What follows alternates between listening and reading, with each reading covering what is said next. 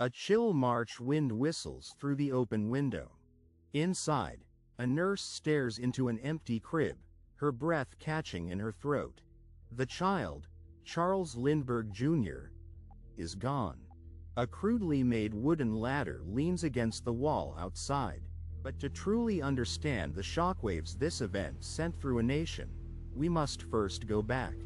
Back to a time when heroes still walked among us, and innocence seemed possible. It was March 1st, 1932, at the secluded Hopewell, New Jersey estate of Charles and Ann Morrow Lindbergh. Lindbergh, the first man to fly solo across the Atlantic, was America's most celebrated hero. The kidnapping of his 20-month-old son instantly became the crime of the century. America in 1932 was a nation gripped by the Great Depression, yet also by a profound hero worship. Charles Lindbergh, the Lone Eagle, stood as a beacon of hope and achievement. But beneath the veneer of national adoration, a sinister darkness was about to descend. The first ransom note, with its distinctive interlocking circles, demanded $50,000. It launched a desperate, chaotic search, drawing in everyone from local police to underworld figures like Al Capone. The nation watched, holding its breath for news of the child. Just over 2 months later, on May 12th, a truck driver accidentally discovered the baby's body less than 5 miles from the Lindbergh home. The tiny skull was fractured, confirming the worst fears. The ransom had been paid, but Charles Jr. was already dead. Among the paid ransom, however, was a trove of marked gold certificates, recorded by serial number. This vital detail would become the single most important clue, meticulously tracked by authorities for years. The hunt for the killer continued. Years of frustrating investigation followed, yielding few credible leads.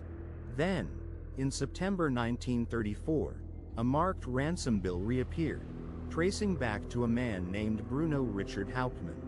What no one realized then was how this arrest would ignite a new firestorm of controversy, still burning today.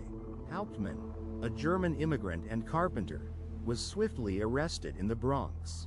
The news exploded across headlines, and the subsequent trial, held in Flemington, New Jersey, became an unprecedented media spectacle. The public clamored for justice. At the heart of the prosecution's case lay the homemade ladder, found discarded near the Lindbergh estate. Forensic experts painstakingly matched its unique wood grain to flooring in Hauptmann's Bronx attic. It seemed an undeniable link, cementing his guilt. Yet, serious doubts persisted even then. Witnesses often offered conflicting testimonies, and some evidence against Hauptmann appeared circumstantial, even forced. Many questioned whether he was truly the lone perpetrator, or perhaps a convenient scapegoat for a desperate public. Hauptmann was ultimately convicted and executed in 1936, proclaiming his innocence to the very end. The Lindberghs, devastated by their loss and the public scrutiny, retreated from American life, forever marked by the tragedy. Their grief resonated deeply across the nation. The kidnapping also left an indelible mark on American law. The Lindbergh Law swiftly passed, making kidnapping a federal offense punishable by death. It transformed how interstate crimes were investigated, forging a new era of federal law enforcement. Today, new evidence and historical analysis continue to fuel debate surrounding Hauptmann's guilt, keeping the mystery alive. The lingering questions still echo across the decades, a disquieting whisper from America's most infamous crime.